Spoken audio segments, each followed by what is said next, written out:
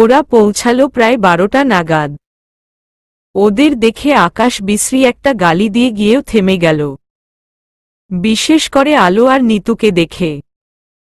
কালকে থেকে কাজ করতে করতে ওর জান শেষ। আর হতচ্ছাড়া বন্ধুগুলো এতক্ষণে আসল। কেন একটু তাড়াতাড়ি আসা যেত না? বাড়িটা বড় উঠানওয়ালা। তার একপাশে একদল বাচ্চারা কোরআন তেলাওয়াত করছে। সুমধুর সেই সুর। বাচ্চাগুলো হয়তো কোনো মাদ্রাসার ছাত্র। তাদের কোরআন তেলাওয়াতের শুদ্ধ উচ্চারণেই বোঝা যাচ্ছে। তার একটু দূরে রান্না বান্নার কাজ চলছে। বাবুর্চিগণ ব্যস্ততার সাথে কাজ করে যাচ্ছেন, যেন হাফ ছাড়ারও সময় নেই। আশেপাশের 3টা গ্রামের মানুষের খাবারের আয়োজন করা হচ্ছে। গ্রামবাসীরা আজ দুপুরে এখানে নিমন্ত্রিত। আর পাশের বড় মাঠে প্যান্ডেলের ব্যবস্থা করা হয়েছে। সেখানে একবারে প্রায় 500 জন খেয়ে উঠতে পারবে। তাছাড়া দান খয়রাত, দোয়া মহফিল এবং কবর জিয়ারত করা কালকে হয়ে গেছে। আজ শুধু মানুষ খাওয়ানো হবে। বন্ধুদের সাথে কথা বলে আকাশ হালকা পাতলা আপ্যায়নের ব্যবস্থা করল। অনেকে দাঁড়িয়ে রোদ্দের দেখছে। ঢাকা শহরের মানুষ বলে কথা। আকাশের আব্বু আম্মু সহ চাচারাও এসে কথা বললেন। রোদরাও বিনয়ভাবে সালাম দিয়ে খবরাখবর জানল। একটু পরেই খাওয়ানো শুরু হবে, নয়তো রাত হয়ে যেতে পারে। রাত হলে তো আরেক সমস্যা। তাতে আবার গ্রাম। তাছাড়াও অনেক মানুষের ব্যাপার। আকাশ বন্ধুদের সঙ্গে কথার বলার মাঝে বাইরে থেকে ডাকল পড়ল। আকাশের বাবা খুব রেগে চেঁচামেচি করছেন। এতগুলো মানুষ খাবে অথচ খাওয়ানো মানুষরা এখনো আসেনি। এভাবে দু-একটা কথার মাঝে অনেকে জড়ো হয়ে গেল। বাইরে এতজনের চেঁচামেচি শুনে রোদরাও বের হয়ে ঘটনা শুনল। এতগুলো মানুষ কিভাবে কি করবেন? এই চিন্তায় আকাশের বাবার প্রেসার বেড়ে গেল। যে এই দায়িত্ব নিয়েছিলেন উনি লাপাত্তা। আজ বুঝি মান সম্মান শেষ। আকাশ সবাইকে শান্ত হতে বলাতে ধমক খেয়ে চুপ থাকল। রোদ আর রোহান আকাশের বাবার পাশে বসল। উনি কিছু বলার আগে রোদ বলে উঠল, আঙ্কেল, আমরা 9 জন আছি। আশেপাশের 10-12 জন ছেলেকে ডাকুন আর এই বাড়ির কয়েকজন। রোদের কথা শুনে আকাশকে রোদকে টেনে দ্রুত মোড়ের দিকে গেল। হাতে সময় নেই, আগে এই সমস্যার সমাধান করতে হবে, নয়তো সব শেষ। মোড়ের চায়ের দোকানটা বখাটেদের আস্তানা। আশা করা যায় খাওয়াতে ওরা ভালোই পারবে। ওরা আকাশ ওদেরকে বুঝিয়ে কাজে লাগানোর কথা বলল। আর বোঝানোর ক্ষেত্রে রোদ বেশ পটু। রোদকে টেনে নিয়ে যাওয়া দেখে আকাশের বাবা খুব বিরক্ত হলেন, বকলেনও। এখন বন্ধুর সাথে গলাগলি করার সময়। অপদার্থ একটা। কাজের কথা হচ্ছিল, অর্কমাটা ছেলেটাকে টেনে নিয়ে চলে গেল। এটা আর মানুষ হবে না। রোদ চায়ের দোকানে ঢুকে সবার দৃষ্টি আকর্ষণ করতে সালাম দিল। ক্যারাম খেলা, আড্ডা দেওয়া, চা খাওয়া বাদ দিয়ে সবাই ওর দিকে তাকাল।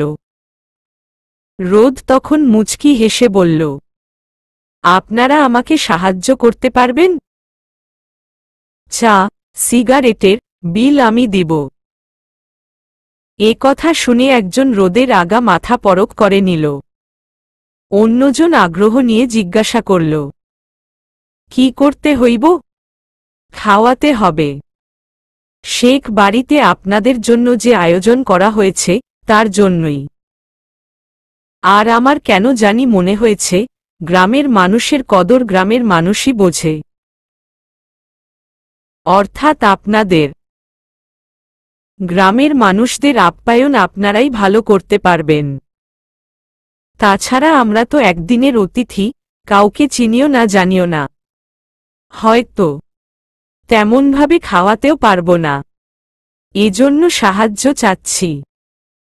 তাছাড়া এত সুন্দর গ্রামের সম্মান বজায় রাখা আপনাদেরই দায়িত্ব, তাই না? তা ঠিক, গরমে এই কাম করুম না। অন্যজন, কাজ শেষে আমি আপনাদের খুশি করব। রোদের এ ইঙ্গিত বুঝতে কারো সময় লাগল না। টাকার কাছে সবাই কাবু। রোদ গল্প করতে করতে ওদের চা, সিগারেট খাওয়াল। ফ্রি হয়ে গল্পও করল। নিরঙ্গকার দেখে রোদকে ওরা বেশ পছন্দ করল। বসেই তো থাকবে, কাজটা করলে সমস্যা কি? তাছাড়া সবাই গ্রামের চেনা জানা মানুষ। প্রায় আধা ঘন্টার মধ্যে সবাই রাজি হয়ে গেল।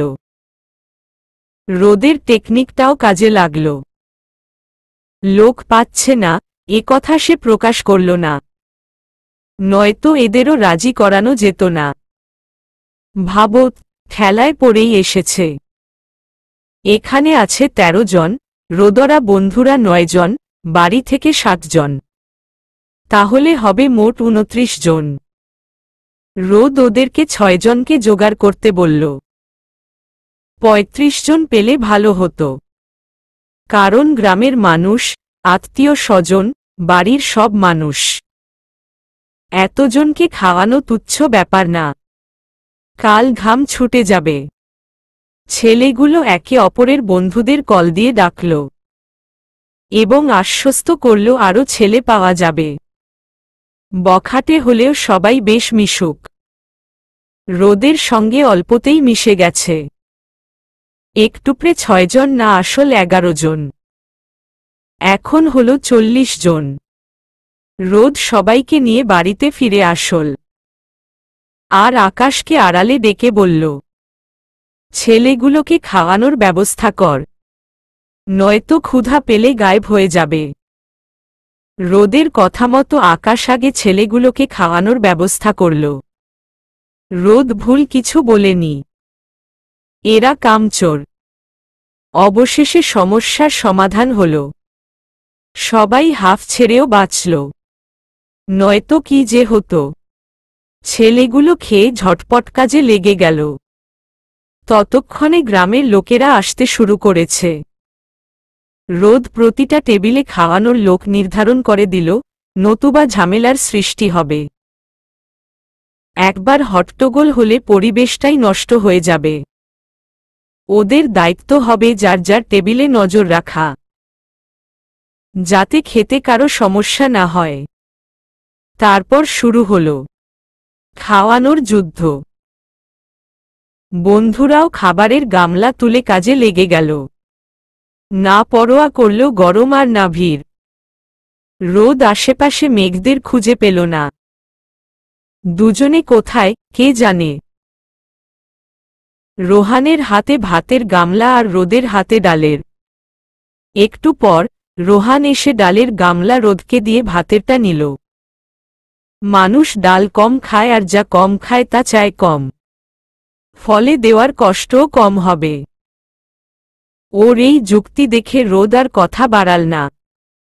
নয়তো এখানেই রাত হবে। সব কয়টাকে সে ভালো করেই চিনে। সময় যত অতিবাহিত হতে লাগল, মানুষের ভিড়ও তত বাড়তে লাগল। ৩ ব্যাচ উঠার পর রোদ শোভনকে বলল নিতুদের ডাকতে। অনেক সময় পেরিয়ে গেছি, ওরাও খেয়ে নিক। শোভন মুখে মাংস পুড়ে বলল, নিতু কে? তোর শ্বশুরের মেয়ে। এবার শোভনের ওর বউয়ের কথা মনে পড়ল। তাই তো, ওর বউ কোথায়? সে তো ভুলেই গেছে ওর বউ আছে। আর নিতুর পুরো নাম মুনিয়া ইসলাম নিতু। কেউ মুনিয়া ডাকে, কেউ নিতু। এজন্য শোভনেরও মাঝে মাঝে গুলিয়ে যাচ্ছে। নতুন নতুন বিয়ে হয়েছে তাই হয়তো। শোভনের হাসি দেখে রোদ বিরক্ত হয়ে ভাতের গামলা নিয়ে চলে গেল। ওর এক একটা বন্ধু এক এক গুণের অধিকারী। হাজারবার বলেও এরা শুধরাবে না। আলো, মেঘ এবং নিতুসহ আকাশের বোনরাও এসে বসল। আকাশ তখন হন্তদন্ত হয়ে এসে রোদকে বলল, মেঘদের রুমে খেতে দে ভাই, এত ভিড়ে খেতে পারবে না। ওদের সব পরিবেশেই মানিয়ে নেওয়া শিখতে হবে। কাছের বলে এত খাতিরের দরকার নেই, কাজে যা। আকাশ এত বলেও রোদকে রাজি করাতে পারল না। অগত্যা সে স্থান ত্যাগ করল। এখানে সবাই নিমন্ত্রণিত, তাহলে ওরা কেন আলাদা খাবে? তাছাড়া সব জায়গায় নিজেকে মানিয়ে নেওয়াটা বুদ্ধিমানের কাজ। এই গুণ আয়ত্ত করা আবশ্যক।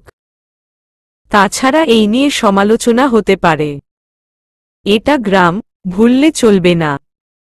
এদিকে আলো চুপ করে বসে রোদকে দেখছে। হাসি মুখে রোদ মানুষদের খাবার দিচ্ছে। ওর ফর্সা মুখটা লাল হয়ে আছে। নাকেও বিন্দু বিন্দু ঘাম জমেছে। ওর চুলের গোড়া থেকে ঘাম ঝরে ঘাড় বেয়ে সাদা পাঞ্জাবির সঙ্গে মিশে যাচ্ছে। মাঝে মাঝে সে বাহু দিয়ে ঘামার্ত মুখটা মুছছে। পাঞ্জাবিটা ভিজে ওর সাদা স্যান্ডো গেঞ্জিটা দেখা যাচ্ছে। তবে ব্যস্ত রোদকে দেখতে বেশ লাগছে। হঠাৎ আলোর মনটা খারাপ হয়ে গেল। রোদকে সে এখন অবধি কিছু খেতে দেখেনি। তখন নাস্তা করার আগেই চেঁচামেচি শুনে বেরিয়ে এসেছিল। তারপর তার দেখাই নেই। মাঝ রাস্তায় একটা স্যান্ডউইচ খেয়েছিল। এখন বাজে 2:47। রোদ না খেয়ে থাকতে পারে না। ওর সমস্যা হয়, অথচ আজ যেন তার খেয়ালই নেই। আলো রোদের খাওয়া নিয়ে বসে ভাবতে থাকল। এত কিছুর মধ্যে একবারও ওর মনে হল না যে রোদকে মেয়েরা দেখছে, হাসাহাসি করছে, নজর রাখছে, ওর হিংসা হচ্ছে, রোদকে লুকিয়ে রাখতে মন চাচ্ছে।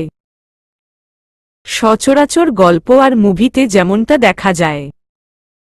এসব কোনো ভাবনায় ওর মস্তিষ্কে আসল না। কারণ এসব বুদ্ধি প্রতিবন্ধীদের ভাবনা। শুধু রোদের না, যারা যারা কাজ করছে সবারই একই অবস্থা। তার মানে এই না সুদর্শন শুধু রোদই। তাছাড়া কাজ করলে ঘামবেই, আর ঘামলে পরনের পোশাকটা ভিজে শরীরের সঙ্গে লেপটাবেও। এটা নিয়ে অহেতুক ন্যাকামির কিছু নেই। তবে এই ঘাম বুকে বসে ঠান্ডা লাগার ভয় আছে। কি আর করার, সবাই ততক্ষণে খেতে শুরু করেছে। আলো নিজে খাচ্ছে আর মেঘকেও খাওয়াচ্ছে। রোহান ওদের খাবার বেড়ে দিচ্ছে। রোদ ফোনে কথা বলে ওর বরাদ্দকৃত টেবিলে গিয়ে মৃদু স্বরে বলল, কারো ভাত আর লাগবে? ওর কথার প্রত্যুত্তরে সম্পর্কে ভাবি হয় উনি হেসে বললেন, না ভাই, একটার অত্যাচারেই রাইতে ঘুমাইতে হারি না। এ কথা শুনে রোদ হতবাক। উনার কথাটা প্রথমে কেউ ধরতে পারেনি।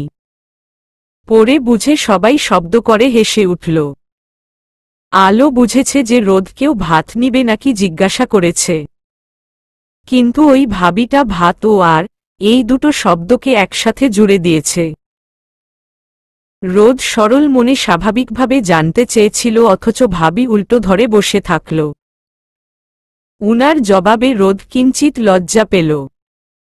এমন শব্দ সে কখনো উচ্চারণ না।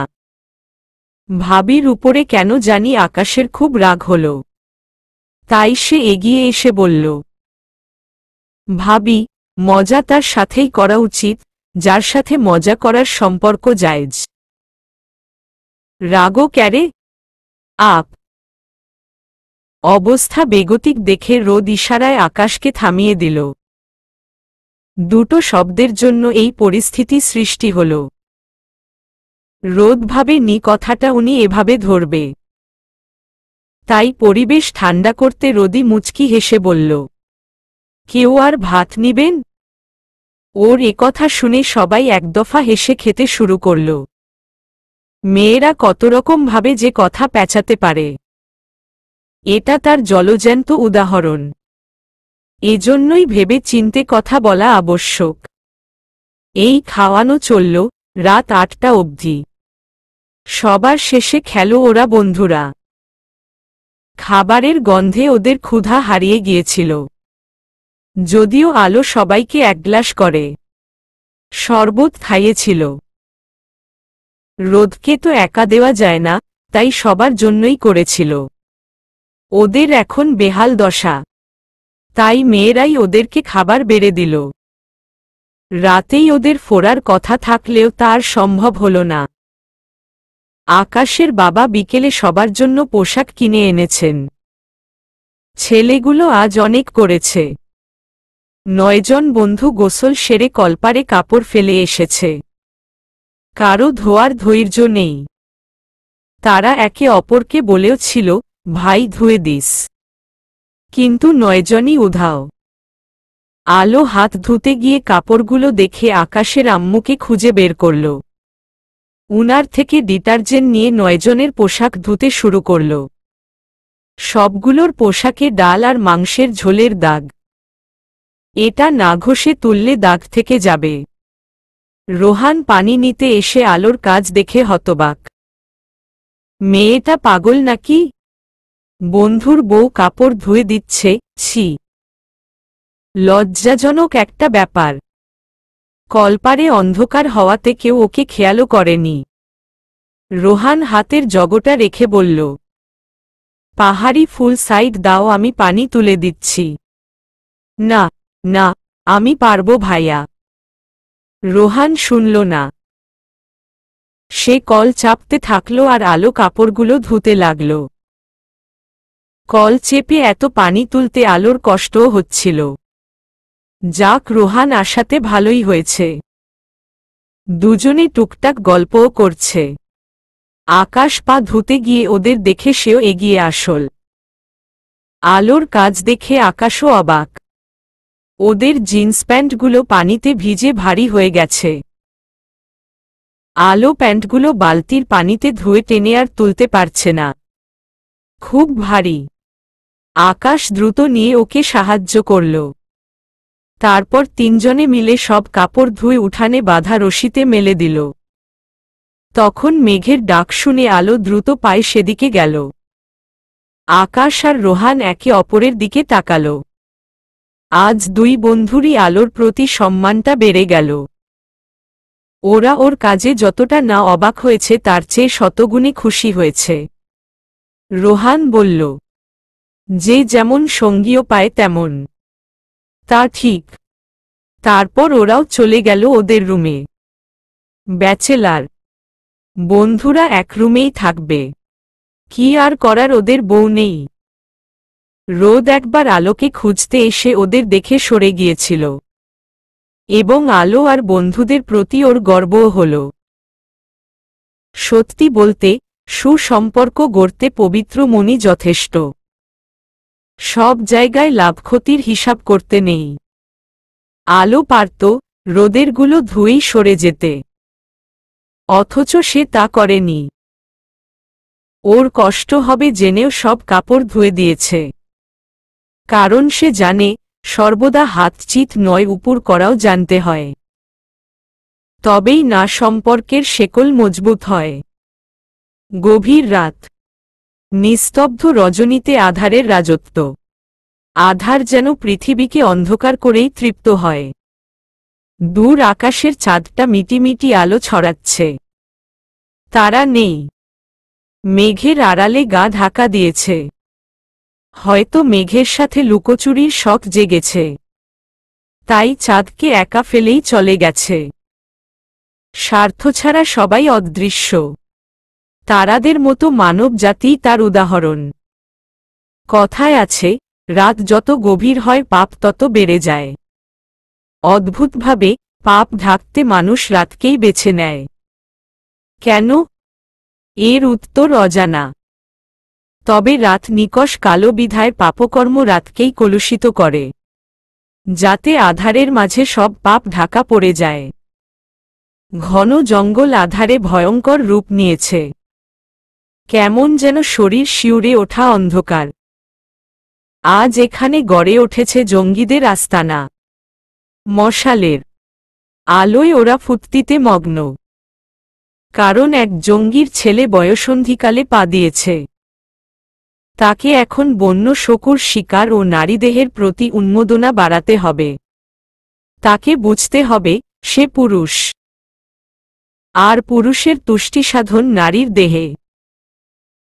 এই খুশিতে ওরা বন্য শুকুরের পচা মাংস পুড়িয়ে খাচ্ছে আর হইহল্লা করছে। পচা মাংস আগুনে পুড়ে বিশ্রী গন্ধ ছড়াচ্ছে। এই গন্ধে ওরা উন্মাদ হয়ে যাচ্ছে। একপাশে অর্ধনগ্ন মেয়েরা গল্প করে পরক্ষণেই খিলখিল করে হেসে উঠছে, যেন না হাসাটা ঘোর অপরাধ। অদূরে বসা পুরুষেরা ওদের কামনার দৃষ্টিতে দেখছে। পুরুষদের আকৃষ্ট করতে শকুরের কলিজার তৈরি জিনিসটা ঠোঁটে লাগাচ্ছে, যাকে বলে বাক্যহীন আহ্বান। জিনিসটা দেখতে ঠিক আচারের মতো হলেও গন্ধটা খুবই বিশ্রী। যুবতী মেয়েদের এমন কাজে মাঝবয়সী মহিলারা দূরে বসে হাসছেন, যেন এটা খুব স্বাভাবিক ব্যাপার। কেন করবে না? শরীরটা তো চাহিদা মিটানোর জন্যই। এমন অসুস্থ চিন্তাধারার মানুষ উনারা। যদিও এদের প্রতিটা কর্মে বেহায়াপনা স্পষ্ট, যার মাত্রাও তারা অতিক্রম করে ফেলে। সেসব বলা সম্ভব না। এদের লাজ লজ্জার বালাই নেই। যা আছে বেহায়াপনা, যৌনতা আর নারীদেহের পিপাসা। এর মধ্যে একজন যুবক উঠে যুবতীর হাত ধরে নিয়ে জঙ্গলে চলে গেল। আর বাকিরা খিলখিল করে হেসে বলল, ভোরের আগে আছিস? আচ্ছা। ড্যাশ। মতি হাত পা বাঁধা অবস্থায় মাটিতে শুয়ে কাতর হয়ে কাতরাচ্ছে। ওর করুণ দশা, তার সহ্য শক্তি যেন লোপ পেয়েছে। সে একটা সময় মেয়ে তুলে এনে ধর্ষণ করত, তাদের অমানবিক অত্যাচার করে প্রাণনাশ করত। অসহায় মেয়ের আত্মনাদ ওর কাছে মধুর মনে হতো, সাথে ওর পুরুষত্বের জোর বৃদ্ধি পেত। মেয়েরা যত ছটফট করত, সে হিংস্রতা তত বাড়িয়ে দিত। নারীদেহ পেলে সে যেন হিংস্র জন্তুতে পরিণত হতো। তার না থাকত হুঁশ আর না দয়ামায়া। কত রকমভাবে কত শত মেয়েকে মেরেছে তার হিসাব নেই, করেই বা কি হবে? কার্যসিদ্ধি হলেই হল, আর অন্যের কষ্ট অনুভব করার সময় তার কখনোই ছিল না। তবে সঙ্গমের সময় যে মেয়েদের রক্তক্ষরণ হতো না, তাকে সে বেশি কষ্ট দিয়ে মারত। সে ভাবত, এই মেয়ে সতী না, নিশ্চয়ই যেচে পুরুষের কাছে দেহ সঁপে দিয়েছিল। এসব মেয়েদের বাঁচার অধিকার নেই, এরাই পুরুষ জাতিকে বিনাশ করবে। এসব ভেবে সে মেয়েগুলোর জন্য নিজে শাস্তি নির্ধারণ করত। তন্মধ্যে একটা, গণধর্ষণ। এটাই উপযুক্ত শাস্তি। গণধর্ষণের ফলে রক্তক্ষরণে যতক্ষণ না মেয়েটা রক্তশূন্য হয়ে মারা যাচ্ছে, ততক্ষণ ওরা থামত না। মেয়েগুলো সহ্য করতে না পেরে মৃত্যু ভিক্ষা চাইত, চিৎকার করে কেঁদে মরার আকুতি মিনতি করত। ওদের কান্না দেখে মেয়েগুলোকে সে বেশি আঘাত করত। তবে এমনভাবে আঘাত করত, মরবে না তবে মরার মতো ছটফট করবে। তখন মতি উৎফুল্লের সুরে বলত, আহা, সুখ মানেই বেডিল সলিল। ঘণ্টা পেরিয়ে দিন আর দিন পেরিয়ে মাস, মাস পেরিয়ে বছরের আগমন। সময় বসে নেই, গুটি গুটি পায়ে চলতেই আছে। তেমনি মানুষের পাপ কর্মগুলো। পাপের ঘরা পূর্ণ হলে পাপ মোচনের সময়ও এসে যায়। সঠিক সময়ে কার্যসিদ্ধি করে। প্রকৃতি সন্তোষপ্রদ। এটা প্রকৃতি আর পাপের এক অনবদ্য খেলা। এজন্য হয়তো আজ খেলার গুটি পাল্টেছে, ভুল চালে লণ্ডভণ্ড হয়েছে। জীবনের পাশা। এখন মতির না আছে গলার জোর আর না পুরুষত্বের। জঙ্গি মেয়েদের খপ্পরে শক্তি শেষ। সেই ছিল নারীর দেহের পাগল আর জঙ্গি মেয়েরা পুরুষের। দুই দলই কেউ কারো থেকে কম নয়। এটা সভ্য সমাজের কাছে লজ্জার হলেও ওদের কাছে নিছক একটা ব্যাপার। রোজ সন্ধ্যার পরপর প্রতি ঘণ্টায় জঙ্গি মেয়েরা মতির কাছে আসে। ওকে উত্তেজিত করার সর্বোচ্চ চেষ্টা করে। যখন লাভ হয় না তখন প্রচুর মারে। মার খেয়ে মতি অবচেতনও হয়ে যায়। গত কয়েকদিন যাবৎ না খেয়ে থাকার ফলে ওর করুণ অবস্থা। মারের সাথে জঙ্গি মেয়েদের অমানবিক অত্যাচার। সে সহ্য শক্তি হারিয়ে ফেলেছে। তাছাড়া শক্তিশালী পুরুষে ক্ষেত্রেও প্রতি ঘণ্টায় 15 জন মেয়েকে সামলাতে সম্ভব নয়। সামলাতে পারে না বলেই মারের উপর মার। কেন পারবে না? সে তাহলে কেমন পুরুষ? এমন পুরুষ মরে যাওয়াই ভালো। এসব শুনে মতি ডুকরে পেরে কেঁদে উঠে। ওর যে পুরুষত্বের অহংকার শেষ। যে নারীকে সে পায় মিশে মারত, সেই নারী জাতিই ওর দিকে আঙুল তুলছে। এর চেয়ে লজ্জার আর কি হতে পারে? ছি! মতি এবার সঠিক জায়গায় এসে পড়েছে। সে তো ভুলে গিয়েছিল বাবারও বাবা থাকে। এতদিন মেয়েদের ধর্ষণ করে প্রাণ নিত, অথচ আজকে মেয়েদের কাছেই হার মানছে। শরীর, পুরুষত্ব এবং যৌবনেরও ক্ষয় আছে। এই শরীরের জোর সারা জীবন এক থাকে না। এ কথাটা মতি ভুলেই গিয়েছিল। তবে হাস্যকর হলেও এরা প্রায় সবাই মাত্রাতিরিক্তভাবে যৌন সঙ্গমে আসক্ত। আর এদের শরীর, মন ও মস্তিষ্ক জুড়ে যেন সর্বদা কামস্পৃহা ঘুরপাক খায়। এটা আদৌ মানসিক রোগ নাকি শয়তানি মনবাসনা জানা নেই। মতিকে আজও মেরে একটা মেয়ে ক্ষোভ নিয়ে বলল, এ তাকে মেলে ফেলাই উচিত। ছালাল সলিলে ছকতেই নাই। ওদের মধ্যে একজন গালে হাত দিয়ে আফসোস নিয়ে বলল, শহলের ওই ব্যাডাকে পছন্দ হইছিল আমাল। ইচ! ওলে পেলে খুব ভালো হতো লে। মেয়েটার কথা তার পাশের জন কিছু বুঝল না। সে কার কথা বলছে? এই অবধি শহরের অনেক ছেলেকে বলি হতে দেখেছে, ঘনিষ্ঠ হয়েছে। তাই সে বুঝতে না পেরে কৌতূহলবশতই জিজ্ঞাসা করল, কোন শহুলের ব্যাডালে? ওই যে ছুতু বাছুলো ছিল ছাতে। ওটা ওল ছুতু ভাই।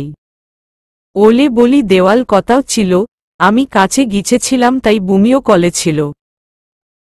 বাছুরটা প্রেচ্ছাপ করছিল না তাই তুই মেলেও ছিলি। ওই ব্যাডার কথা বলছি। ওহ, এবাল বুঝেছি। এই দুজন এতক্ষণ রোদ্দের কথা বলছিল। ওরা সেদিন ভাগ্যগুণে বেঁচে গিয়েছিল। কারণ মেঘকে বলি দেওয়ার পূর্ব মুহূর্তে খবর এসেছিল ওদের একজনকে বিষধর সাপে কামড়েছে। তার অবস্থা খুব খারাপ, সাপের বিষ শরীরে ছড়িয়ে নীল হয়ে যাচ্ছে। আর ব্যক্তিটা জঙ্গি প্রধানের ছোট ভাই। না গেলে পরে ওদেরকেই বলি হতে হবে।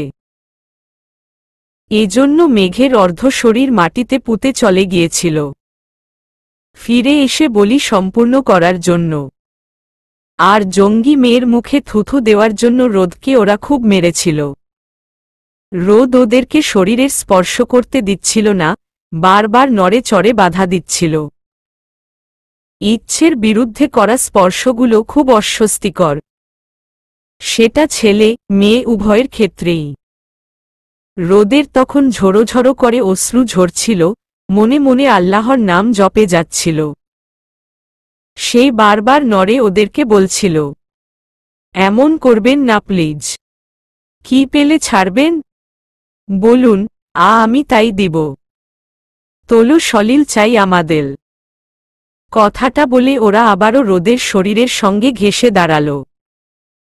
কেউ ওর শরীরে হাত বুলাচ্ছে তো কেউ ঠোঁটে। পচা গন্ধে রোদ বমি করার আগেই ওরা সরে গেল। খালি পেটে বমিও আসছে না, শুধু ইয়াক ইয়াক। করছে।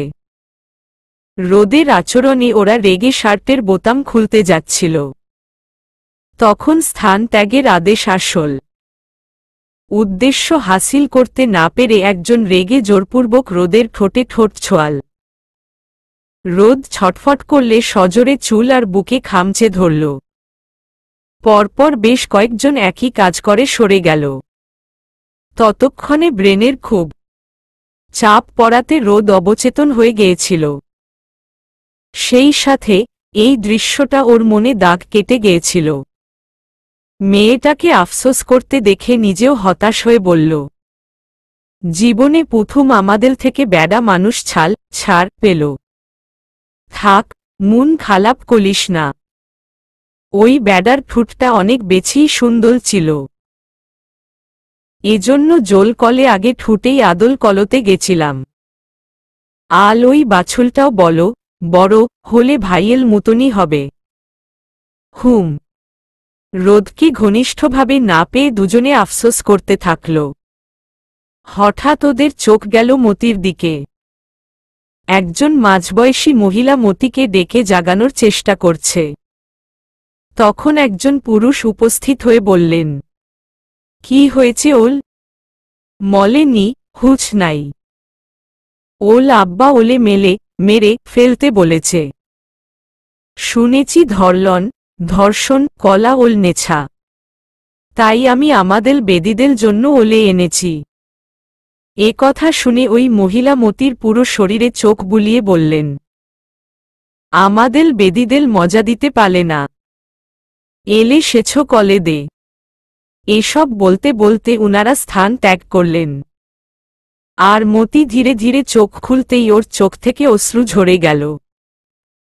ওর বাবা ধরে আনতে বলেছ? কেন? নিজের ছেলের সঙ্গে এটা করতে পারল? কষ্ট হল না? বিবেকে বাঁধল না? মতির একথা শুনে মস্তিষ্কে শূন্য লাগছে। অবশেষে এই ছিল ভাগ্যে?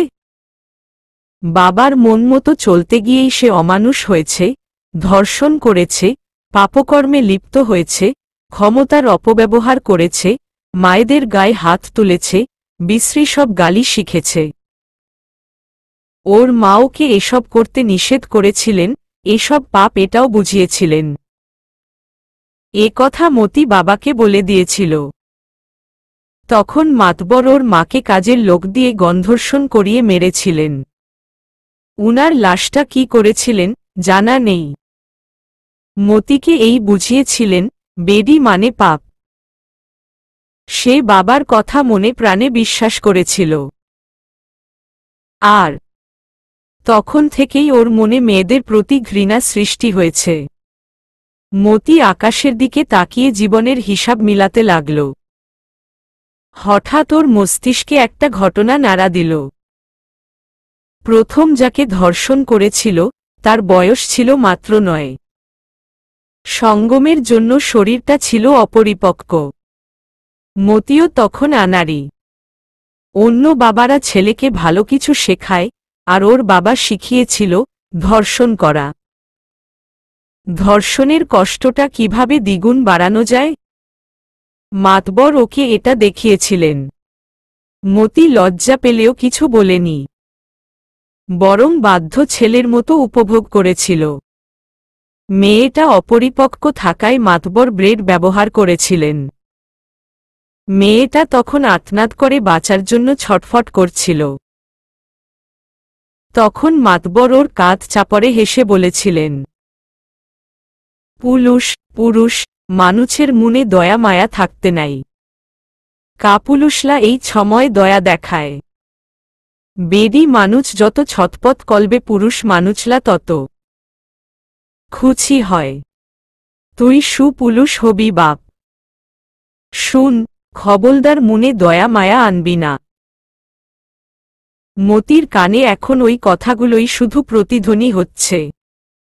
বাবার কথা মতো এতদিন এসব করেছে, অথচ সেই বাবা ওকে মেরে ফেলতে বলেছে, এত কিছু করে ওর প্রাপ্তির খাতা শূন্য। মাতবর নিজে বাঁচতে ছেলেকে ওদের হাতে তুলে দিয়েছে। জঙ্গি এক মেয়েকে মাতবর উঠিয়ে নিয়ে গিয়েছিল এটা পরীক্ষা করতে। এই মেয়েদের কত দম। আর একথা জঙ্গি প্রধান জানার পর মাতবরকে হত্যার হুকুম দিয়েছিলেন। রাতে জঙ্গিরা হত্যা করতে আসলে মাতবর নিজের দোষ ছেলের উপর চাপিয়ে বলেছিলেন, আমাল ব্যাডা এই কাজ করেছে, ওলেই ধলে নিয়ে যান। এজন্য জঙ্গিরা মতিকে তুলে এনে বন্দি করেছে।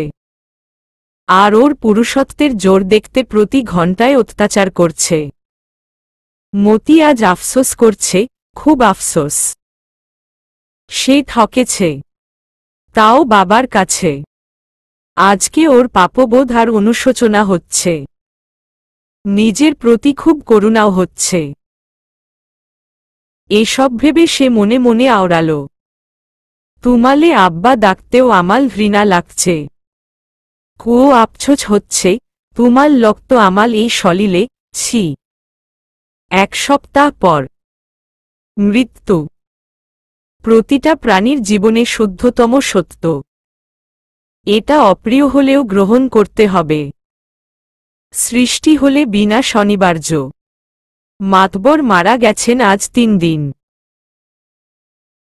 মাতবরের শোকে গ্রামবাসীদের না হলো কষ্ট, না ঝরল এক ফোঁটা অশ্রু। তবে উনার চেলারা খুব কেঁদেছে, যাকে বলে কুমিরের কান্না। ছোট্ট রবি বাবাকে কাফনে মোড়া দেখে ভয় কাছে যায়নি। মাতবরের সহধর্মিনীরা জীবন্ত লাশের মতো চুপ করে দেখছেন। মতি তো নিখোঁজ। এজন্য সকল গ্রামবাসীরাই মাতবরের দাফন সম্পূর্ণ করলেন। তবে উনাকে শেষ গোসল করানো হয়নি। উনার শরীর ধরা যাচ্ছিল না, মাংস খসে যাচ্ছিল। সেই মাংসে পোকা কিলবিল করে বেরিয়ে আসছিল। এজন্য গোসল না করিয়ে দাফন করা হয়েছে। যখন প্রাণ ছিল তখন মাটিতে বসতেন না, পচা বা বাসি খাবার খেতেন না। শরীরে শক্তির জন্য কত কিছুই না করতেন, অথচ আজ সব বিফলে। সবার শরীরে মাটির নিচে পচন ধরে, আর উনার মাটির উপরেই। অত্যাচার, পাপকর্ম, হিংস্রতা, লোভ, নেশা, কোনো কিছু করতেই কমতি রাখেননি। পাপের ঘরা পূর্ণ করেই বিদায় নিলেন। শূন্য হাতে এসে শূন্য হাতেই ফিরে গেলেন।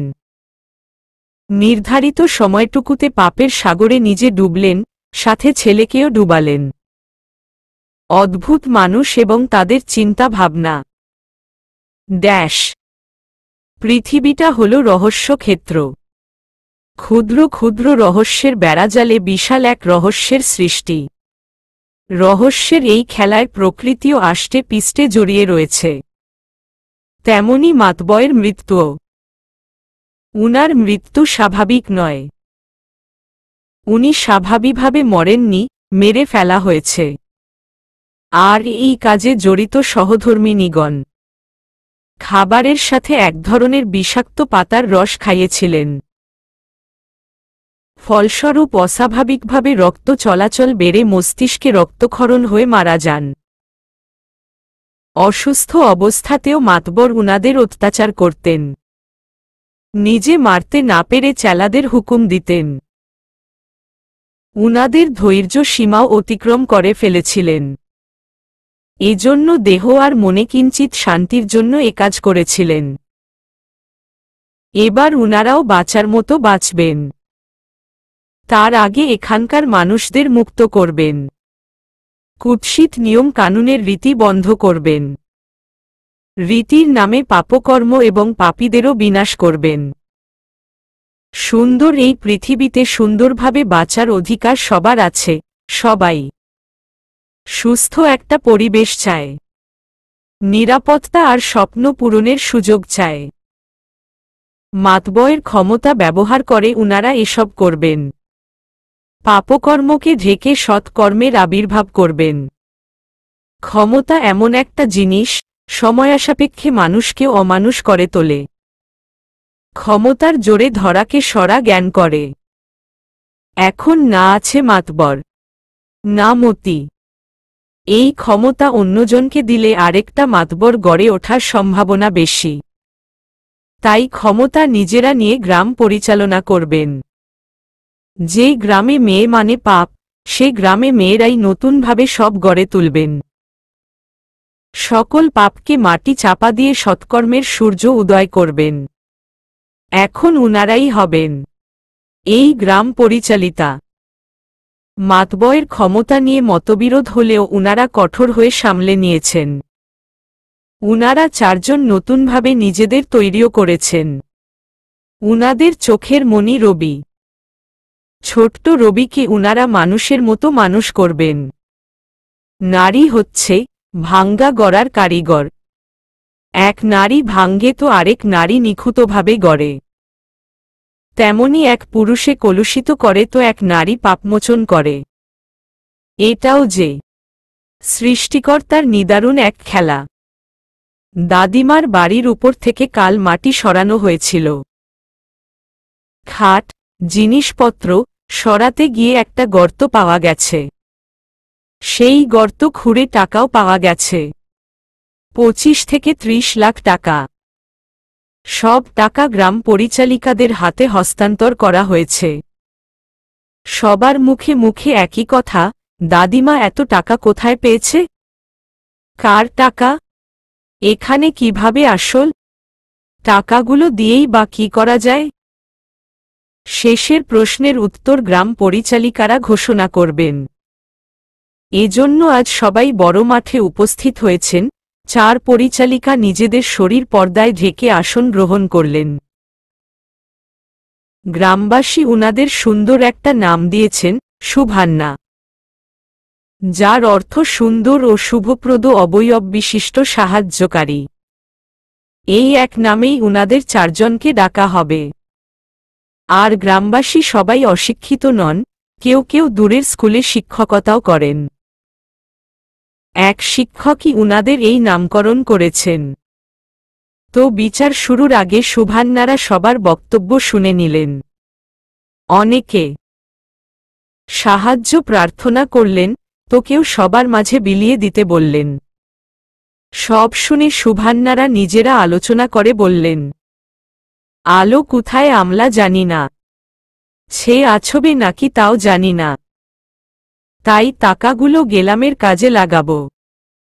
গ্রামবাসী একে অপরের মুখ চাওয়াচাওয়ি করে পরের বাক্য শোনার অপেক্ষা করল। তখন উনি আবার বললেন, একতা স্কুল, মছজিদ, হাকিমেল দোকান, আল একটা বাজাল কলব, যাতে পড়াশুনা, নামাজ, চিকিৎসা, আল দলকারি জিনিসপত্র কিনা বেচা কলতে পারেন। সহুলেও নিয়া যাবেন, এখানেও বেচবেন। তাহলে অন্যদের কিনতে আল সহুলে যাওয়া লাগব না। উনার এই প্রস্তাবটা গ্রামবাসীর খুব পছন্দ হল। এমন হলো খুব ভালো হবে, হাকিমের দোকানটা হলে সবাই সেখানে যাবে, হাকিমকে গ্রাম গ্রাম ছুটে বেড়াতে হবে না। সাথে কয়েকজন উনাকে সাহায্য করবে এবং দেখে দেখে চিকিৎসা করাটা শিখেও নিবে, যাতে হাকিমের অবর্তমানে ওরা সেবা করতে পারে। স্কুলটাও খুব দরকার, শিক্ষা মানে জানা, বোঝা এবং কাজে লাগানো। যত জানবে তত এর মর্ম বুঝবে ও ধীরে ধীরে কাজে লাগাবে। শুভান্নাগণ বাড়িতে ভেবে চিন্তে সব সমস্যা নিয়ে আলোচনা করেছিলেন। এই গ্রামের যেগুলোর দরকার উনারা যেগুলো করার সিদ্ধান্ত নিয়েছেন। যখন কারোর সৎকর্মের মনোবাসনা সৃষ্টি হয়, অনেক সময় অর্থের জন্য সেটা আটকে যায়। সেই মনোবাসনা যদি অটল থাকে, তাহলে আজ অথবা কাল সৃষ্টিকর্তা একটা পথ দেখিয়ে দেন। দাদিমার বাড়ি থেকে এতগুলো টাকা পাবে এটা কল্পনাতীত। সৃষ্টিকর্তা ঠিকই শুভান্নাদের একটা পথ খুলে দিলেন, কারণ তাদের চাওয়া ছিল শুদ্ধ এবং অটল। উনারা এখানকার এক শিক্ষককে দিয়ে টাকা ভাগ করালেন, স্কুল, মসজিদ, দোকান আর বাজারের জন্য। এইসব কাজ সম্পূর্ণ করতে শুভান্নাদের হিসাব বুঝিয়ে টাকা নিতে হবে। একজন শিক্ষিত এবং বিশ্বস্ত মানুষকে দিয়েই এসব কাজ করানো হবে। আর এই কাজ শুরু হবে আগামীকাল থেকে। ড্যাশ আজ শুক্রবার, শরীরে এনার্জি লোড নেওয়ার দিন।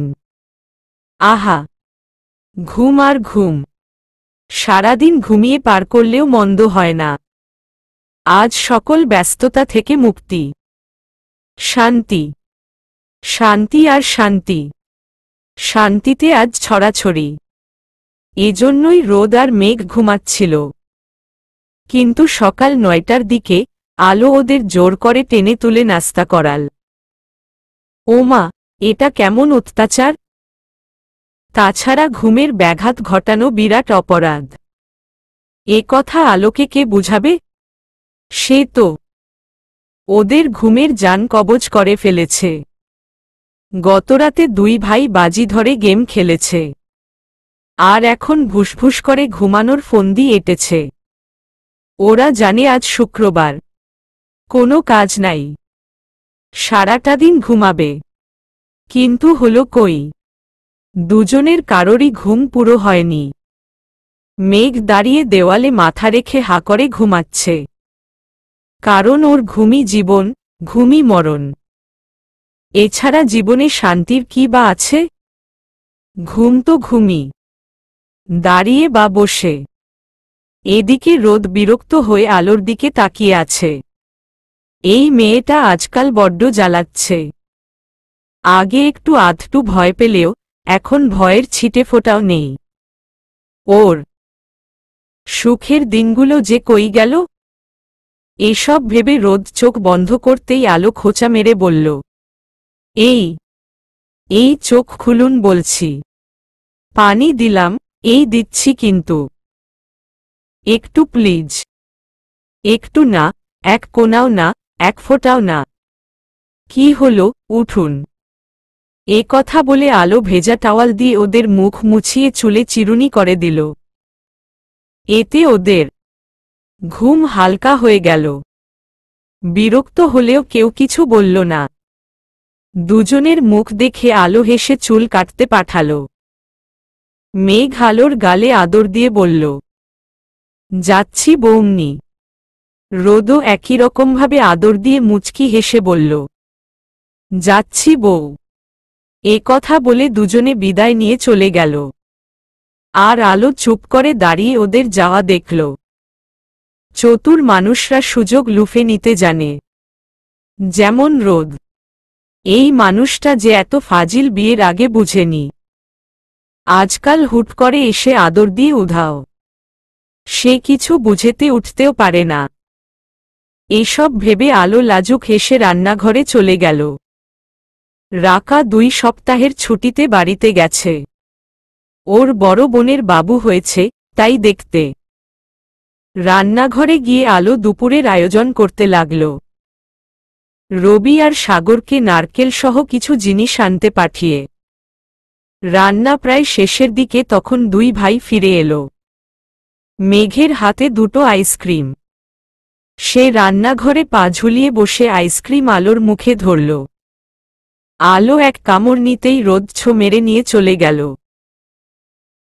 মেঘ তখন রেগে চিৎকার করে বলল, দা ভাই, তুমি একটা কি? তুমি একটা, হ্যাঁ তুমি একটা জীবাণু। তোরা হচ্ছিস ব্যাঙ, সারাদিন করিস ঘ্যাঙর, ঘ্যাং। কথাটা বলে রোদ হাসতে হাসতে চলে গেল। আর মেঘ হেরে গিয়ে করুণ চোখে তাকাল। ওই 2টো আইসক্রিমের বেশিরভাগ মেঘই খেয়ে নিত। তারপর গোসল দিলে নির্ঘাত ওর ঠান্ডা লাগত। এজন্য রোদ একটা নিয়ে চলে গেল। বাকিটা দুজনে ভাগ করে খাবে। সত্যিই ওটা ওরা দুজন ভাগ করে খেল। তারপর আলো 2 পিস মাংস তুলে দিয়ে বলল, মেঘবাবু লবণ হয়েছে নাকি দেখো তো। আচ্ছা। ছোটরা এমন কিছু দায়িত্ব পেলে কেন জানি খুব খুশি হয়। মেঘ হল। পা দুলিয়ে ফু দিয়ে একটু একটু করে মাংস 2টো খেয়ে নিল। খাওয়ার পর ওর মনে হল লবণ হয়েছে নাকি খেয়াল করা হয়নি। তাই সে আমতা আমতা করে বলল, বৌমনি, মাত্র দুটো মাংসতে লবণ বোঝা গেল না, আরও দুটো দাও। আলো হাসি চেপে রেখে আরও দুটো মাংস তুলে দিল। মেঘ খেয়ে কিছুই বুঝতে না পেরে বলল, লবণ কিভাবে দেখব? আলো এবার হাসতে হাসতে মেঝেতে বসে গেল। দুষ্টুটা প্রতিবারই তাই করে। বৌমনিকে হাসতে হেসে মেঘও হাসল। বৌমনি হাসলে ওর খুশি লাগে। আলো চুলা বন্ধ করে ওকে নিয়ে উপরে চলে গেল। তারপর দ্রুত গোসল সেরে নামাজের জন্য রেডি হতে বলল। আর সে ওদের পাঞ্জাবি বের করে বিছানার উপর রাখল। দুজনকে মসজিদে পাঠিয়ে নিজেও গোসল সেরে নামাজ পড়ে নিল। দুপুরে খেয়ে তিনজনে ঘুম দিল। বিকালে দুষ্টুমি, খুনসুটিতে সময় কেটে রাত নেমে এলো। আলো আর মেঘ যার যার পড়া সম্পূর্ণ করে রাতে খেয়ে নিল। এদিকে মেঘ ওর রুমে গেম খেলতে খেলতে ঘুমিয়ে গেছে। রোদ তখন মেঘের পাশে আধশোয়া হয়ে কাজ করছিল। মেঘ ঘুমাচ্ছে দেখে ওকে সুন্দর করে শুইয়ে সে উঠে দাঁড়াল। মেঘের যে রুমে মন চায় তখন সে রুমে ঘুমায়। ওর জন্য সব রুম উন্মুক্ত। আর এদিকে আলো সব গুছিয়ে এসে চুল আঁচড়াতে বসেছে। অবশেষে চুলের জট খুলতে না পেরে খোপা করে নিল। জট খোলার ধৈর্য এখন নেই। সেই উঠে মেঘের রুমের দিকে পা বাড়াতে গিয়ে রোদের সাথে ধাক্কা খেল। রোদকে কিছু বলতে না দিয়ে আলো মেঘকে দেখে আসল। সবকিছু ঠিকঠাক দেখে বেরিয়ে আসল। উঠাতে গিয়ে দুষ্টুটার ঘুম ভাঙলে আর ঘুমাবে না, তাই কেউই উঠাল না। ওদের রুমের দরজা খোলা থাকে, ঘুম ভাঙলে সে ওই রুমে চলে যাবে। রোদ ওর দাভাইয়ের দায়িত্ব পালন করল আর সে বৌমনির। দুষ্টটা যে ওদের প্রাণ ভোমরা। আলো ফ্রেশ হয়ে চুপ করে রোদের পাশে শুয়ে পড়ল। রোদ এক হাতে ভর দিয়ে শুয়ে বলল, পারমিশন কবে পাব? কিসের? রোদ প্রত্যুত্তর না করে ঠোঁট কামড়ে বাঁকা হাসল। আলো উত্তরের আশায় তাকিয়ে আছে। রোদ কিছুক্ষণ চুপ থেকে আবারও বলল, পড়বা? কি? রোদ এবার একটু কাছে এসে আদুরে সুরে বলল, আদরের গয়না। রোদের কথায় আলো না বোধক মাথা নাড়িয়ে দুই হাতে মুখ ঢেকে নিল, আর রোদ শব্দ করে হেসে উঠল। ইচ্ছেশক্তি মানুষের বাঁচার সম্ভাবনা বাড়ায়। কিন্তু ইচ্ছেশক্তি হারিয়ে ফেললে প্রতিটা লড়াই কঠিন হয়ে যায়। তেমনি মতি বাঁচার ইচ্ছেশক্তি হারিয়ে ফেলেছে। ক্ষমতা, জোর, পুরুষত্ব, অহংকার সব ওর ফিকে মনে হচ্ছে। এত সুন্দর শরীরটাও যেন অপ্রয়োজনীয় এক বোঝা। গতরাতে জঙ্গিরা ওকে অবচেতন দেখে ফেলে গিয়েছিল। ওর অর্ধমৃত শরীর টানার ইচ্ছে ওদের ছিল না। তাই যাওয়ার আগে প্রচুর মেরে রাগ তুলে ফেলে গেছে। এই সুযোগে মতি পালিয়ে বাঁচতে পারত। অথচ সেটা করেনি। জীবনের যুদ্ধ হেরে আপনজনের থেকে ঠকে নিজের প্রতিই করুণা হচ্ছে ওর। রোদের কড়া তাপে কিছুক্ষণ হলো ওর জ্ঞান ফিরেছে। সে অনেক কষ্টে উঠে পাহাড়ের কিনারে দাঁড়াল। মৃত্যু ছাড়া কোনো পথ দেখতে পাচ্ছে না সে। এত পাপ নিয়ে আদৌ বাঁচা যায়? এতদিন অনুভব করেনি বিধায় অনুশোচনা হয়নি। কিন্তু এখন যে নিজের প্রতিই ঘৃণা হচ্ছে। পুরো মস্তিষ্কে মৃত্যু নামক শব্দটা জায়গা দখল করেছে। মতি চোখ বন্ধ করে ওর পাপের কথাগুলো চিন্তা করল। তাৎক্ষণিক চোখের সামনে ভেসে উঠল কত শত মেয়ের আর্তনাদ, রক্ত, আর ওর আপন মায়ের মুখখানা। মা, ওর মা। উনার মৃত্যুর জন্য সেও দায়ী ছিল। এই পাপ কি দিয়ে মুছছে সে? আদৌ মোছা যাবে? হয়তো না। জীবন তাকে চরমভাবে ঠকিয়েছে। পাপে ডুবে সে পাপিষ্ঠের রূপ নিয়েছে। এসব ভেবে সে কয়েকবার শ্বাস নিয়ে বুক চাপড়ে আকাশের দিকে তাকাল। দম আটকে নিঃশ্বাস নিতেও কষ্ট হচ্ছে। মতি হঠাৎ চিৎকার করে কেঁদে উঠল। কেঁদে কেঁদে সৃষ্টিকর্তার কাছে ক্ষমা ভিক্ষা চাইল। ওর প্রতিটা কর্মের জন্য অনুতপ্ত হল। ওর মাকে ব্যাকুল হয়ে ফিরে আসতে অনুরোধ করল। মেয়েগুলোর সাথে করা অমানবিক অন্যায়ের জন্য নিজেকে প্রচণ্ড আঘাত করল। তাদের কষ্ট সে অনুভব করতে পেরেছে। ওর অশ্রুতে আজ ছলনা নেই, তবে যা আছে শুধু অনুতাপ আর পাপবোধ। ওর কান্না পাহাড়, আকাশ, পাথর, মাটি, গাছপালা এবং নামহীন পাখি সাক্ষী হয়ে রইল। ওর বলা কথাগুলো পাহাড়ে প্রতিধ্বনি হয়ে ফিরে আসল। সে পাগলের মতো চিৎকার করে ওর পাপকর্মের জন্য ক্ষমা চাচ্ছে। হঠাৎ মতি ওর বুকে প্রচণ্ড ব্যথা অনুভব করে সেখানেই লুটিয়ে পড়ল। গলাটা তৃষ্ণায় শুকিয়ে গেছে। একটু পানি পেলে ভালো হতো। এত কষ্ট হচ্ছে কেন? মতি জোরে জোরে নিঃশ্বাস নিয়ে অস্পষ্টভাবে উচ্চারণ করল, মা, মা গো, মাফ কলো মা। আমি মেলা পাপ কলেছি। ওহ আল্লাহ, তোমাল এই পাপী বান্দালে মাফ কলো। এসব বলে মতি ছটফট করে শেষ নিঃশ্বাস ত্যাগ করল। সে সত্যিই না ফেরার দেশে পাড়ি দিল। সৃষ্টিকর্তা ওকে ক্ষমা চাওয়ার সুযোগ দিয়েছেন। সকল পাপের জন্য ক্ষমা চেয়ে মৃত্যুবরণ করল সে। মায়ের অশ্রুতে নাকি আল্লাহর আরশ কেঁপে ওঠে। তো মৃত্যুপথচারী এক মায়ের শেষ সময়ের চাওয়াটুকু ছিল, আল্লাহ, আল্লাহ গো, আমাল পাগল বেডাকে সঠিকতা বুঝাল তৌফিক দান কলো মাবুদ। ওলে মোলাল, মরার আগে ক্ষমা চাওলার সুযোগটুকু দিও লহমানির লহিম। ওল সহজ মৃত্যু দিও লে মাবুদ। আমি ওলে তোমাল ভলছাতে লেখে গেলাম মাবুদ। এই অভাগী মায়েলে দোয়াটুকু কবুল কলো গো আল্লাহ। মতির মায়ের এই চাওয়াটুকু সৃষ্টিকর্তা রেখেছেন।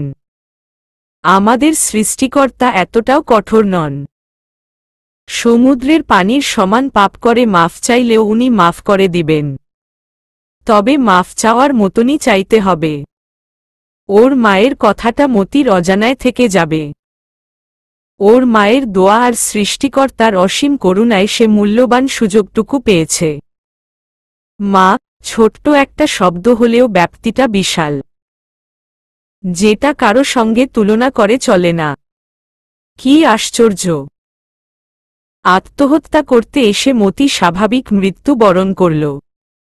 এটা ছিল সৃষ্টিকর্তার প্রদত্ত মতির জন্য অনাকাঙ্ক্ষিত চমক। উনি চাইলে কত কি না পারেন। মা অর্থাৎ মমতাময়ী এজন্য এত কিছুর পরেও দোয়া করে গিয়েছেন। সন্তান খারাপ যতই খারাপ হোক, মা কখনো মুখ ফিরাতে পারেন না। মতির মাও পারেননি। অবশেষে মায়ের দোয়া ও সৃষ্টিকর্তার রহমত ওর উপরে ছিল। ওর মৃত্যুটা স্বাভাবিক পাপকর্মের হিসাব তাকে দিতেই হবে। এটা সবার জন্য বাধ্যতামূলক। এর থেকে কারো ছাড় নেই। পাহাড়ের কিনারে থাকা মতির দেহটা হঠাৎ গড়িয়ে নিচে পড়ে গেল। উঁচু পাহাড় থেকে সেটা পড়ল বড় এক পাথরের উপর। সাথে সাথে ওর দেহটা ছিন্ন বিচ্ছিন্ন হয়ে গেল। মাথার খুলি ভেঙে মগজ বেরিয়ে গেল। ওর দেহটা হয়তো এখানেই পচে গলতে শুরু করবে। রক্তের গন্ধে বন্য প্রাণীদের ছুটে এসে খাদ্য বানাবে। কত শত পাখিরা ঠুকরে খাবে ওর দেহটাকে। পাপ নাকি বাপকেও ছাড়ে না, প্রবাদটার জলজ্যান্ত প্রমাণ। মাতবর আর মতির শেষ পরিণতি, অবশেষে পাপ এবং পাপিষ্ঠের বিনাশ। ড্যাশ সুভান্নারা একদল লোকের সাথে আলোচনায় বসেছেন। উনারা দিদামার টাকার ভাগ চাচ্ছেন। দাদিমা নাকি উনাদের দলের লিডার ছিলেন, আর উনি অনেকদিন ধরে নেশাদ্রব্য পাচারের কাজে যুক্ত ছিলেন। পর্যটকদের ভয় দেখি বিভিন্ন জেলায় সেসব পাচার করতেন। গোপনে লোকও পাঠাতেন। উনি এতটাই হিংস্র ছিলেন, না শব্দ শুনতেন না। উনার মুখ্য কথা ছিল, করো নয়তো মরো। কেউ রাজি না হলে সত্যি সত্যিই তাকে মেরে ফেলতেন। উনার স্বামী মারা যাওয়ার পর আপনজনদের থেকে লাঞ্ছিত হয়ে উনার মনে জেদের সৃষ্টি হয়েছিল। মন ও মস্তিষ্কে কথাটা ঢুকে গিয়েছিল, টাকায় সব। আর টাকা থাকলে সব হাতের মুঠোয়, মান সম্মান, সমাজ, কদর এবং আপনজনরাও। আর গার্মেন্টের কর্মী হলে দুবেলা খাবার ছাড়া কিছু পাবেন না। উনার স্বপ্ন শুধু স্বপ্নই থেকে যাবে। বর্তমান যুগে সৎ মানুষের ভাত নাই। সেখানে মেয়ে হলে খুবলে খেতে কেউ দ্বিধাও করবে না। এজন্য ঢাকায় থাকাকালীনই উনি এই কাজে যুক্ত হয়েছিলেন। তারপর এখানে এসে লোকচক্ষুর আড়ালে এসব করতেন। আর এই টাকা ছাড়াও উনার অনেক টাকাও ছিল। তবে এর হদিস কেউ জানে না। এছাড়াও এখানে আরেকটা চক্র তৈরি হয়েছে, গোপনে এবং সতর্কতার সাথে। বিগত 4 বছর ধরে এসব চলছে। যদিও এসব এখনো কেউ টের পায়নি। এখানে জঙ্গি আর জংলি দুটো দলই মিশে আছে। আত্মগোপন করতে জঙ্গিরা জংলি রূপ নিয়েছে। পাহাড়ের গহীন জঙ্গলে এরা বাস করে। আর রাত হলে বেহায়াপনাতে মেতে ওঠে। জংলিদের সাথে থেকে জঙ্গিরাও এমন হিংস্র হয়ে উঠেছে। প্রকৃতপক্ষে ওরা ছিল ছদ্মবাসী। কিন্তু জংলিদের সাথে থেকে জীবনযাত্রা, খাদ্যাভাষা, বেশভূষা সবকিছু বদলে ফেলেছে। তবে জংলিরা এমনিতেই খুব ভয়ানক। ওদের চিন্তা ভাবনাও কুৎসিত। জঙ্গিদের সঙ্গ দিতে ওরা এর ফায়দাও উঠিয়েছে। প্রথম জঙ্গিরা জংলিদের কথা শুনত না, তখন জংলি জঙ্গিদের মারতেও দ্বিধা করেনি। এজন্য অনেক জঙ্গিকে প্রাণও দিতে হয়েছে। ধীরে ধীরে সময়ের সাথে দুই দলই মিশে গেছে। এখন জংলি আর জঙ্গিকে আলাদা করা মুশকিল। ওরা এমনভাবে জাল বিছিয়েছে এখন অবধি কেউ টের পায়নি। আর সুযোগে অপকর্ম চালিয়ে যাচ্ছে। জংলি, যারা অসভ্যতার যুগের মতন জীবন যাপন করে। তাদের পোশাক অর্ধনগ্ন বা পশুর চামড়া, পাতা। পছন্দের খাবার পচা মাংস, শূকর এবং বন্য প্রাণী। জঙ্গি, যারা সভ্য সমাজের আড়ালে বিশৃঙ্খলা সৃষ্টি করে। বিদ্রোহ আশা করি বুঝেছেন জঙ্গি শব্দটা কেন ব্যবহার করেছি। আর কিছু জানার থাকলে কমেন্টে বলবেন। তবে জংলিদের সংখ্যা বেশি থাকায় ওদের দাপট বেশি ছিল। ওরা যা বলতো তাই করতে হতো। তা না হলে মেরে ফেলত। এজন্য জঙ্গিরাও গোপনে একটা কৌশল অবলম্বন করল। ওরা জংলিদের ইয়াবা সেবনে আসক্ত করল। ফলে জংলিদের ছেলে, মেয়ে সবার যৌনস্পৃহা বেড়ে গেল। ওদের মস্তিষ্ক, মন ও দেহে যৌনচিন্তা প্রখরভাবে গেঁথেও গেল। ওর ধীরে ধীরে এটাকে বেশি প্রাধান্য দিতে লাগল। এছাড়াও জঙ্গি ওদের এলএসডি নামক নেশা করিয়েছে। ইয়াবা বাড়ায় প্রচুর যৌনস্পৃহা আর এলএসডি বাড়ায় হিংস্রতা। এমনও হয়েছে অন্যকে বলি দিতে গিয়ে নিজের গলাতেই কোপ বসিয়েছে। এই কাজ অনেকজন করেছে। এভাবে জংলিদের সংখ্যাও তারা কমিয়েছে এবং এসব দেওয়াও বন্ধ করে দিয়েছে। হঠাৎ নেশাদ্রব্য বন্ধ করাতে জংলিরা কেমন পাগল হয়ে যাচ্ছিল। কি হচ্ছে? শরীরে কিছু চাচ্ছে কিন্তু কি? তারা বুঝতে পারত না। আর এই রাগ তুলত, পাহাড়ে ঘুরতে আসা মানুষগুলোকে ধরে নিমর্মভাবে তাদের মারত। নেশাদ্রব্য না পাওয়াতে জংলিরা অনেকে আত্মহত্যাও করেছে। এদের পেছনে অযথা টাকা নষ্ট করে লাভ নেই। তাই জঙ্গিরা ওদের মরতে দেখেও দেয়নি, বরং গোপনে খুব মজা নিয়েছে। তবে দাদিমা এসবে জড়িত ছিলেন না, উনি শুধু জঙ্গিদের নেশাদ্রব্য পৌঁছে দিতেন আর মোটা অঙ্কের টাকা নিতেন। এসব শুনে সুভান্নাগণ একে অপরের দিকে তাকালেন। কার মনে কি থাকে ধরাও যায় না। দাদিমা এসব করতেন এটা যেন বিশ্বাসই হচ্ছে না। লোকগুলো পুনরায় টাকা দেওয়ার জন্য উনাদের তাড়া দিতে লাগলেন। তখন সুভান্নাদের মধ্যে যিনি সবচেয়ে বড় উনি বললেন, টাকাগুলো তো আমাদের কাছে নেই, আমরা ওগুলো কাজে লাগিয়ে ফেলেছি। বিশ্বাস না হলে এই বাড়িটা খুঁজে দেখেন। এ কথা শুনে লোকগুলো দ্রুত উঠে তন্নতন্ন করে সব জায়গা খুঁজল, কিন্তু পেল না। চেঁচামেচিও করা যাবে না, গ্রামবাসী জেনে গেলে ব্যাপারটা সুখকর হবে না। লোকগুলো টাকা না পেয়ে রেগে বললেন, এ কথা যেন পাঁচকান না হয়, হলে খুব খারাপ হবে। আপনারা আপনাদের কাজ করুন, আর আমাদেরটা আমরা। কেউ কারো কাজে বাধা হব না। আর এখন থেকে আমরা কেউ কাউকে চিনি না। ভালো থাকবেন আর এই কথাগুলো মনে রাখবেন।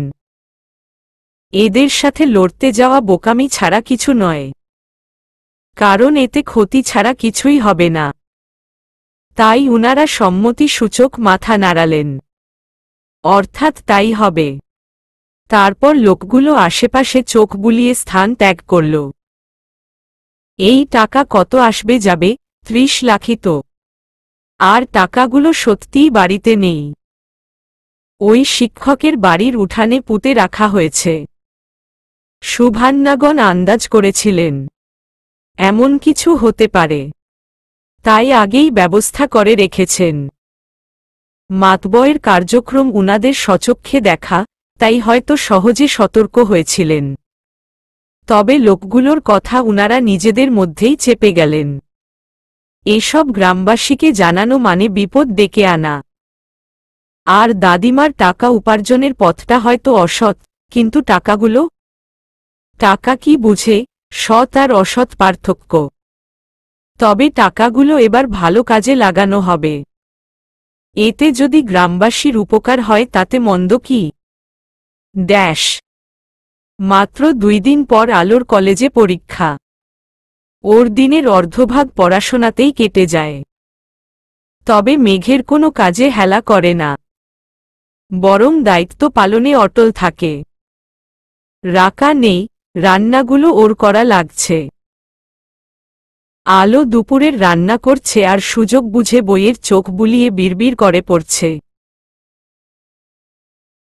রোদ কয়েকবার এসেছিল ওকে সাহায্য করতে এবং বলেছে ও বাইরে থেকে না হয় খাবার আনবে। আলো শুনেনি, সে পাহাড়ি এলাকার পরিশ্রমী মেয়ে, আদরের আহ্লাদী না, এত সহজে হাল ছাড়বে না।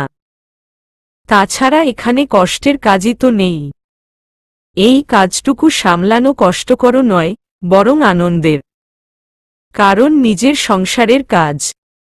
একটুপরে মেঘ স্কুল থেকে ফিরে ফ্রেশ হয়ে খেয়ে নিল। তারপর ব্যাট হাতে নিয়ে যেতে যেতে বলল, বৌমনি, আমি একটু খেলতে গেলাম। রোদের মধ্যে খেলবে না, শরীর খারাপ হবে। আচ্ছা। মেঘ নাচতে নাচতে খেলতে চলে গেল। বড়দের সাথে আজকে খেলা হবে। বড় বলতে ওর এক ক্লাস বড় ভাইদের সঙ্গে। রোদ সারাদিন বাসায় বসে অফিসের কাজগুলো করছে। মেঘকে ওর কাছে আসতে না দেখে রোদি নিচে গেল। মেঘ নেই, তার মানে খেলতে চলে গেছে, তাকে দরকার নেই, তার বৌমনি তো আছেই। রোদ রান্নাঘরে গিয়ে পকেটে হাত গুজে হেলান দিয়ে দাঁড়াল। তারপর কয়েক সেকেন্ডের মধ্যে আলোর ঘামার্ত নাকটা ওর বৃদ্ধাঙ্গুল দিয়ে মুছে বলল, শুনেছি মেয়েদের নাক গামলে নাকি ছামিলা খুব ভালোবাসে। তাইলে তোমার ছামি কি তোমাকে ভালোবাসে আলো?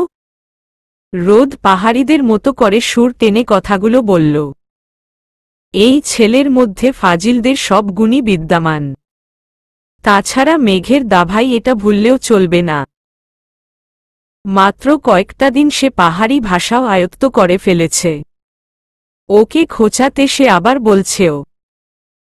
আলো ঠোঁট কামড়ে হাসি আটকে ওর রান্নায় মন দিল। নয়তো হেসে ফেললে ফাজিলটা মজা নিবে।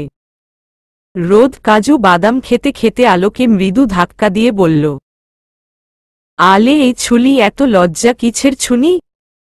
আমিই তো লে। আলো এবার শব্দ করে হেসে ফেলল। এই ছেলে সত্যিই ফাজিল, না মহা ফাজিল। রাগ, জেদ, বুদ্ধি, শয়তানি সবটা যেন সঠিক সম পরিমাণে আয়ত্ত করেছে। ওর বলার ধরন দেখে আলো না হেসেও পারল না। আলো হাসতে হাসতেই ওকে বলল, আপনি আসলেই অসভ্য। অসভ্যের কি করলাম হুম? আর বউয়ের কাছে অসভ্য না হলেই তো সমস্যা। কি সমস্যা? কথাটা বলে আলো গলায় হাত দিতে যাচ্ছিল। রোদ দ্রুত আটকে দিল। মরিচ কেটে গলাতে হাত দিচ্ছে, এই মেয়ে পাগল নাকি? রোদ নিজে আলোর গলায় ঘামে লেপটানো চুলগুলো সরিয়ে থুতনির নরম মাংসে ঠোঁট ছোঁয়াল। তারপর বাঁকা হেসে বলল, বউয়ের কাছে অসভ্য না হলে আমার পাখিটা অন্যের ডালে গিয়ে বসবে, আর আমাকে বুড়ো আঙ্গুল বলবে শালা হারবাল খা।